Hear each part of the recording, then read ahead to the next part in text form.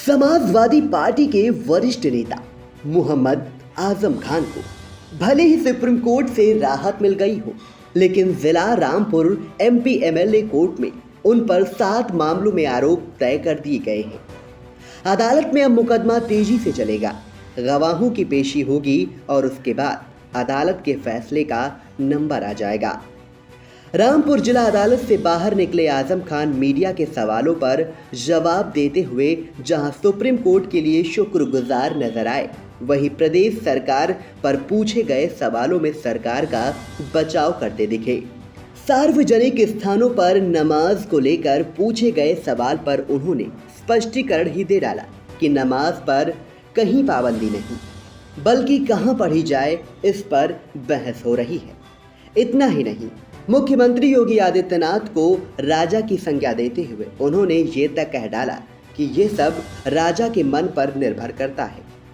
उन्होंने कहा कि सुप्रीम कोर्ट के आदेशों की अवहेलना हुई है, अनदेखी हुई है, उसके लिए हम कंटेप्ट में गए हैं और जो गलत तरीके से यूनिवर्सिटी की जमीन पर जबरन जिला प्रशासन ने कब्जा किया, उसमें सुप्रीम कोर्ट के आदेश की अवमानना के लिए हम गए हैं। वही सब जहरे बहस है। सुप्रीम कोर्ट में राष्ट्रपति चुनाव में क्रॉस वोटिंग के सवाल पर आजम खान ने कहा, नहीं सिर्फ वह लोग कह रहे हैं जिन चैनल्स ने सत्ता से पैसा ले रखा है, वो कह रहे हैं। नमाज को लेकर सार्वजनिक स्थानों पर बड़ी आवाजें उठ रही हैं, विरोध जताया जा रहा है। इस पर आजम खान ने कहा, तो क्या नमाज नहीं पढ़ने दे रहे? नमाज पर कहीं पाबंदी नहीं, नमाज कहाँ पढ़ी जाए ये बहस का मामला है और ये निर्भर करता है राजा का दिल कितना बड़ा या कितना छोटा है। यहाँ भी हम हैं, देश की सर्वोच्च अदालत में भी हमारा ही सब मैटर डिस्कस हो रहा है।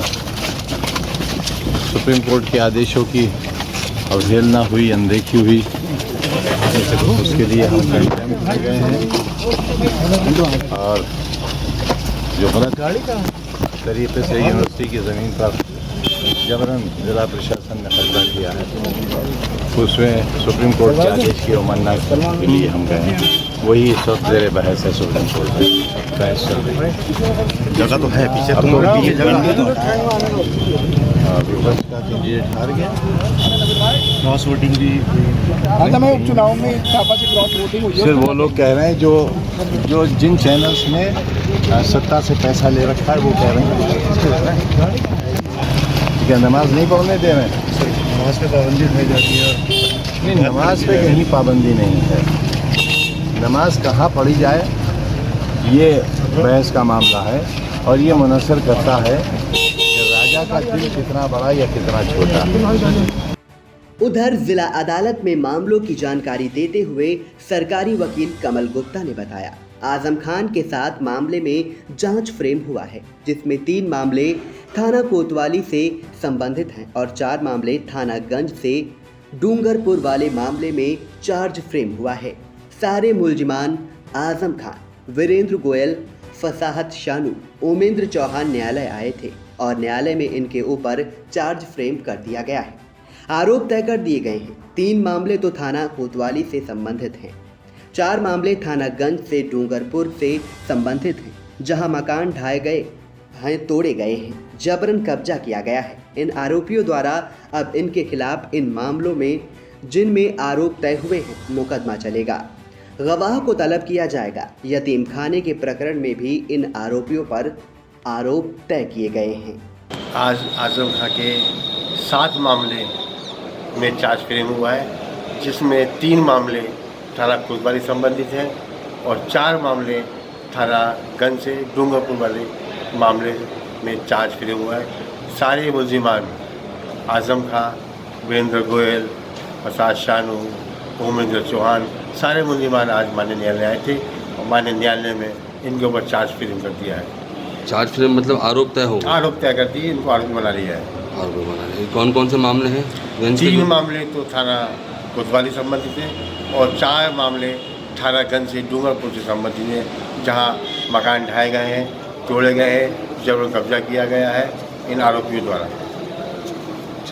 अब इनके खिलाफ इन मामलों में जिनमें आरोप तय हुए मुकदमा चलेगा, गवाह को तलब किया जाएगा। यतीम खाने प्रकरण में भी इन आरोपियों द्वारा आरोप तय किए गए हैं माननीय न्यायालय द्वारा, और इन आरोपियों ने यतीम खाना में तोड़फोड़ की है, लूटपाट की है, मकानों को बुलडोजर चलवाया गया है और उन्हें बेघर कर दिया है। अब अगली डेट क्या लगी? अगली डेट किसी में 28 लगी है, किसी में 30 लगी है, इस तरह से गाँवों की तरह। इधर समाजवादी पार्टी के वरिष्ठ नेता और पूर्व मंत्री मोहम्मद आजम खान को उनके ड्रीम प्रोजेक्ट जौहर यूनिवर्सिटी को लेकर सुप्रीम कोर्ट से बड़ी राहत मिली है। दरअसल प्रदेश में सत्ता बदलने के बाद आजम खान पर 90 मुकदमे दर्ज किए गए, जिनमें जमानत तो हो चुकी है, लेकिन हाई कोर्ट से हुई जमानत में देने के साथ साथ बेहद कड़ी कंडीशन लगा दी थी, जिसमें आजम खान की जौहर यूनिवर्सिटी के कब्जे वाली शत्रु संपत्ति से कब्जा लिए जाने की भी शर्त लगा दी थी, जिस पर कार्रवाई करते हुए जिला प्रशासन ने जौहर यूनिवर्सिटी की जमीन पर तार बाड़ लगा दी थी और कई इमारतों को सील कर दिया था। हाईकोर्ट के इस फैसले पर सुप्रीम कोर्ट ने आजम खान को राहत दी और जौहर यूनिवर्सिटी की सील की गई बिल्डिंग और लगाई गई तार बाड़ हटा लेने के आदेश दिए गए। सुप्रीम कोर्ट के इस फैसले को आजम खान की बड़ी जीत मानी जा रही है। सुप्रीम कोर्ट से फैसला आने के बाद आजम खान ने क्या कुछ कहा, आइए जान लेते हैं। सुप्रीम कोर्ट ने ये साबित किया है कि still they are supreme in law, in justice. हम जैसे कमज़ोर लोग जिनको इंसाफ नहीं मिला था और बहुत से स्तर पर इंसाफ नहीं मिला था, उनकी आंख से अगर एक आंसू भी टपका है तो सुप्रीम कोर्ट ने अपने कलम में उसे समो लिया है और जो इंसाफ की तहरीर लिखी है वो हमारे आंसुओं से लिखी है।